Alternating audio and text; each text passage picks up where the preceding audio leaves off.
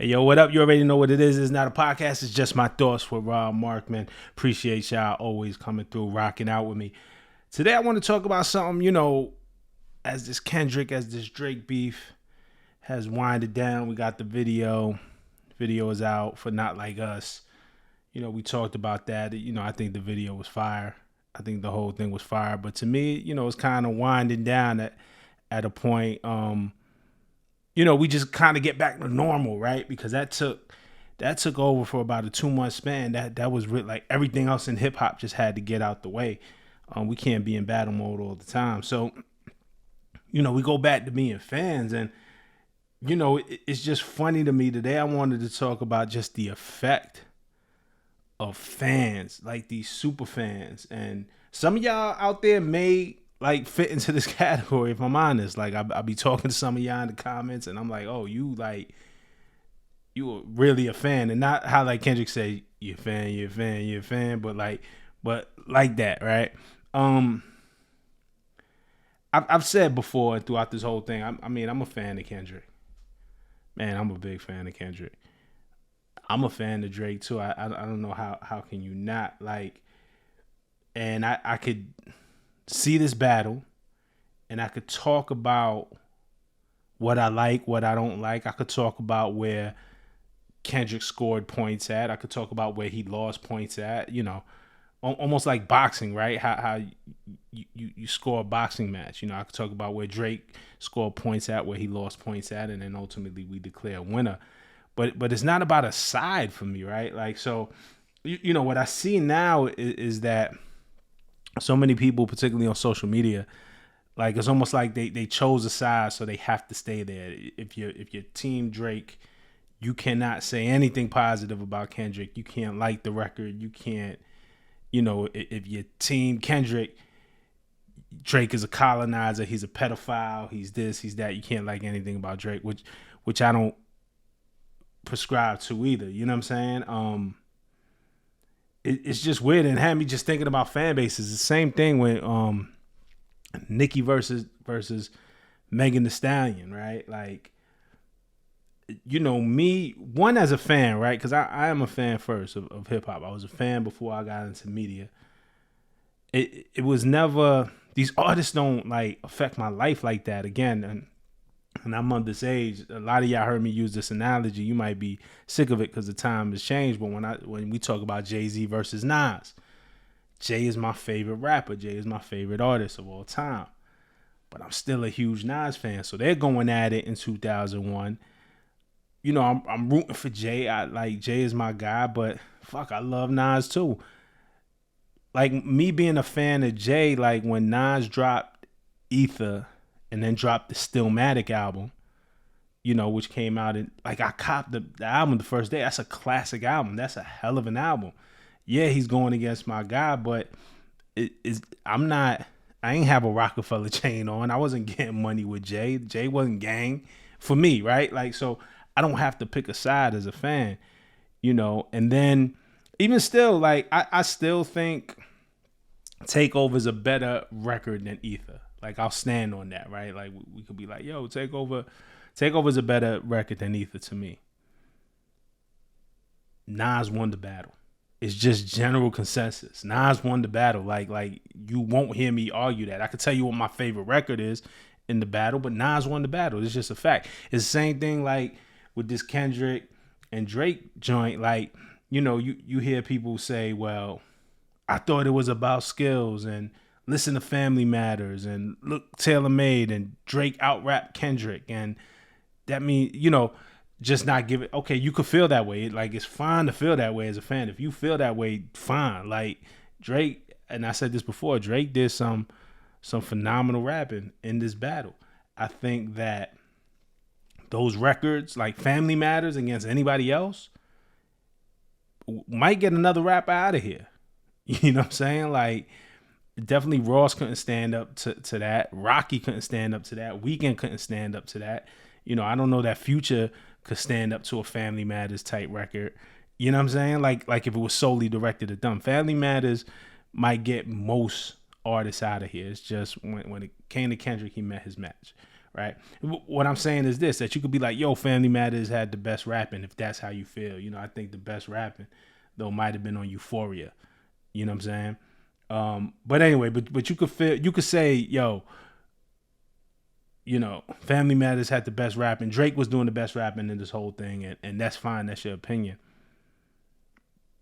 But Kendrick still won, as long as there's a consensus that we're like, yo, Dot won. Like, he won. Like, I don't know how you deny that. Like, so someone, well, you know, what I'm getting at is, like, I don't understand this new era of fandom where it has to be absolutely one or the other. That's what I'm getting at. Why does it have to absolutely be one or another? You know, it's the same thing when 50 was going against Ja. I was a Ja Rule fan. Like, I fucked with Ja, and I fucked with Fifth too. Like when Get Rich or Die Trying came out and those mixtapes came out, that was the hottest thing on the street. That was some of the hottest music. That was one of the hottest movements I've ever seen in hip hop, is when 50 came through. I didn't stop liking Ja, but 50 dropped the better records. Like, 50 got Ja out of here. You know what I'm saying? To an extent, I will say 50 dropped better records, and also the Fed case that Murder Inc. was facing. Those two things put Ja at a disadvantage career-wise that he just didn't recover from after 50. But 50 was putting out the better records. I interviewed 50 years later, and told him too. I was like, yo, I'm a Rule fan. Like, I'm not, like, I don't got, if it kind of looked at me, and it's like, I ain't got to lie. Like, I'm a hip hop fan first and foremost. Like, I don't have to pick a side. I don't know when this thing came for people that they have to pick a side and stay there. It's just weird to me. You know, I seen something on social media comparing, and I'll play it. It's a video. I'll play a piece of it. It's a video. It's a fan-made video, and they modeled it after Genius News. I know I'm at Genius. I know what our assets look like. I know what our graphics package look like. They must have used AI to mimic a Genius News video and did an explainer video how Megan sold, I think it was like 68,000 the first week or something like that, and Nicki sold however much she did with Pink Friday. But basically, they made it look like a news video and appear to be like objective and factual, and there was some facts in there. There was absolutely some facts in there. There were absolutely a lot of facts in there, but it was made to slander Megan, and then they used the AI to use Megan's voice. I'm gonna play it for you. Like, this is crazy to me. Check it out. Megan Thee Stallion's new album, Megan, debuted at number 3 on the Billboard 200 chart, selling only 64,000 copies in its first week. The album received a significant amount of negative reviews from critics, who described it as repetitive trash and urged Megan to get up on her good foot. See that? 104,000. More than you can sell in the first week with 3 Grammys. Nicki Minaj might tell you a joke, but she'll never tell you a lie. Critics are now comparing the album's underwhelming sales to Nicki Minaj's latest platinum album, Pink Friday 2, which debuted at number 1 with 228,000 copies sold in its first week. This means Pink Friday 2 sold more than 3 times as many copies as Megan. So I just played like a little bit of that, right? And I'm like, I mean, I get it. I get being a Nicki fan, man. I get being a Barb. But to go to that length to create something that slanders Megan, like who like the person who made that, how does that help you? Like it helps Nicki for sure, I guess, with the narrative. I don't even know, because, you know, Nicki has a 15-year plus career too. You know, Megan still has a lot of catching up to do in terms of meeting Nicki's stature. That's just real. Like, but yeah, okay, so it helps Nicki, but to create that, how does that help you? You know, when you get on these tweets and when you make your avatar your favorite rapper, how does that help you? Like these rappers don't know you. Like, these artists don't, and half of them don't really care. A lot of them weaponize the fan bases on social media to go against each other. They actually use those fan bases to go against each other. I mean, this is coming from me. I'm a guy that has worked in the industry for years. I've interviewed these artists. I know most of these artists, you know what I'm saying? And it doesn't benefit me. Like, you know what I'm saying? Like, to go one way or another, like, I don't, as a fan, it doesn't benefit me. All right, boom. Just point blank period. As a fan, it doesn't benefit me if Kendrick wins or Drake wins. Yes, I have my favorites. Yes, but I just want to see a good battle. But I'm not out to trash anybody because who wins doesn't affect me either way. As a professional, doesn't affect me either way. No matter, like it's not like if Kendrick wins, all of a sudden there's this windfall of cash or just riches and good fortune that come raining down on me. It doesn't work like that. If Drake wins, I don't get all this good fortune. If Drake loses, I don't get all this good fortune. Like, it doesn't affect me. So, what I'm saying is I don't really have an agenda past seeing a great battle. I also saw, like, my man Cass. Shout out to Kazim Famule. If y'all know Cass, he has a podcast, him, Low Key, Rosie. And Cass was on a podcast on his podcast, and he talked about how he thought that Not Like Us was over. He thought that after the BET Awards and Kamala Harris using Not Like Us, like, it started getting corny, like the wrong people started attaching themselves to it, like your dad, your grandmother, like it became this thing where it just wasn't like our cool thing if you're in the cool in the know. So everybody's using Not Like Us to sell something. So he was like, man, I think it might be over. I'll play the clip a little bit. What? You want the shelf life to begin now? That's not what I'm saying. You've been saying that for the last couple of weeks. Like, it's getting corny. We gotta get over this shit. What I'm saying is, when you start hearing like Kamala Harris like using it, even like the Taraji P. Henson, you thought that was cool? Like, you like that? Bro, the Taraji performance? They're gonna use that. But did you think that was cool? I didn't care for it, Cass. Did you think it was cool? I didn't care Answer for the question. it. I'm answering your question. I'm gonna run from now until fucking January, February. That's just something you gotta deal with. So Cass said that, and he was making his point. I disagreed with him, and I was on Twitter, so me and Cass started having a back and forth on Twitter. Like, I disagreed with him. I'm like, bro, the video, he said this the same day the video dropped, like before, a couple hours before he posted this. And I'm like, the video's about to drop. This is about to go up again. Like, you're crazy. And we had a disagreement, but I didn't attack my man. Like, at the same time, I still respect him as a man. I started seeing people on social media coming at him in crazy ways, like Kendrick fans coming at him in crazy ways, like, oh, you not like us because my man is Nigerian. And then like, oh, well, you're not Black American. So you just want to see this swept under the rug. This is an agenda. This is you not like us, da da da. And I'm like, how did we get here? Like, I could disagree with a man's opinion without weaponizing his character. You know what I'm saying? Or weaponizing who he is, or weaponizing against his blackness, or you know what I'm saying? Like, it's just weird. And so I have been thinking about the last couple of days, like, how did we get here when it comes to fandom? Because now it seems more like something else. Like, it's not just about being a rap fan and wanting to see the best battle or wanting to see your guys win. Like, there's part of these fan bases, these stans, these fan armies, these Eminem fans as well, who like internalize the fandom as their identity. And it's like an attachment and a belonging that they have. And any attack or any slight or any just, hey, because sometimes it's not even a slight. Sometimes it's, hey, I didn't think that Nicki song was great. Nicki is amazing. I didn't like that one Nicki song. Hey, Drake is amazing. I didn't like that one Drake song. I think he lost the battle.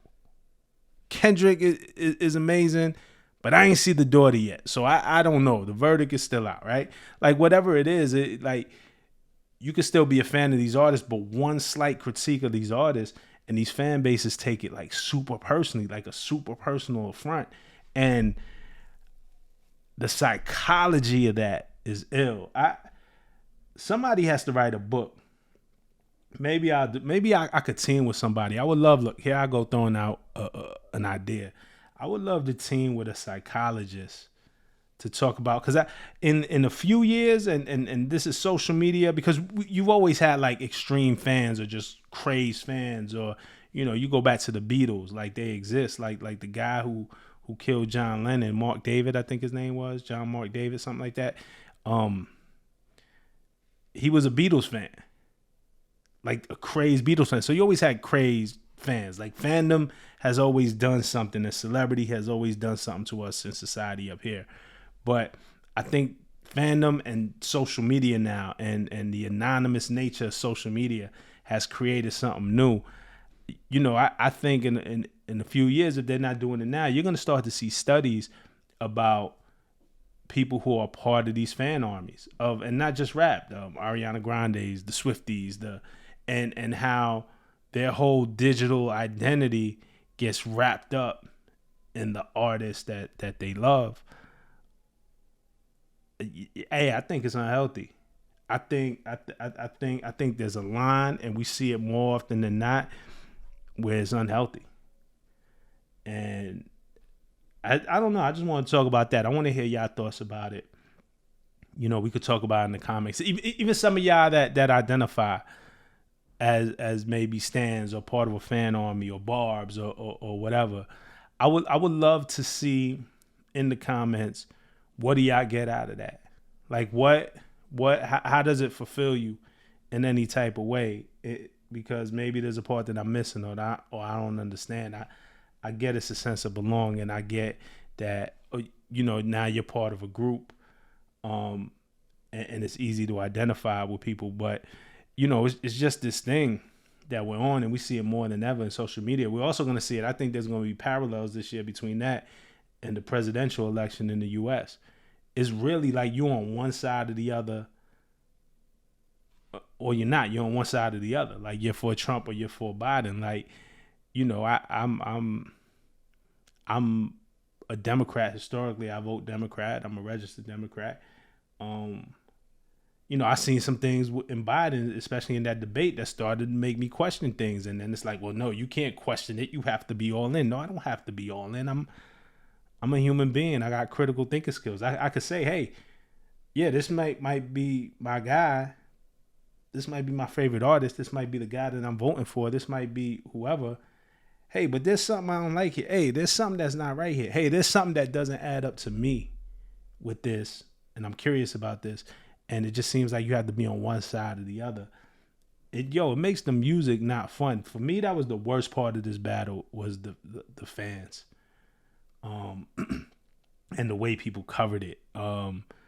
Media too. You could see media guys. You could see, here, I'll tell you this before I go too. You could see media guys like, you know, even Act got called out, right? When Kendrick said, I think Act might be compromised, you know. And then you see, if you look at his Twitter feed, not his personal Twitter feed, but there's like the Academics TV Twitter feed, where it's like a bunch of pro Drake tweets or like anti Kendrick tweets, and it doesn't seem super balanced. But when you see Act talk, he'll say, no, I think Kendrick won the battle. No, I think he flip-flops a bit. I'm not quite sure where he stands now. It was obviously was Team Drake at the beginning. Things might have changed. I don't know. Or he's just being as objective as he can be. But I'm talking about that Twitter feed, that Academics TV Twitter feed seems like really slanted. I've been approached with this YouTube channel. I've been approached by artist teams. Can you swing a story this way? Can you make this? Can you say that? Can you help us get this narrative out there? And I won't do it. Like, I haven't done it yet. Like, I just got to get up here and say what I feel. Like, my whole thing is that I want to be as unbiased as I can be. I want to be true to myself and true to my voice. So at least when y'all watch, y'all could be like, all right, that's how Rob really feels. Whether y'all agree or y'all don't, y'all could be like, that's how he really feels. And, you know, I've had artist teams try to slant me in one direction or another, and it's just not worth it for me. Like, then it's not my show anymore. Then it's their show. If you could control what I'm going to say and how I'm going to say it. So, you know, that's it, man. That's all I wanted to say, man. But like, subscribe, comment, you know the deal. I just want to know y'all thoughts on this, man. This was on my mind. I ain't even expect to go this long, but this was on my mind. So, let's discuss it, in the comments, all right? Peace.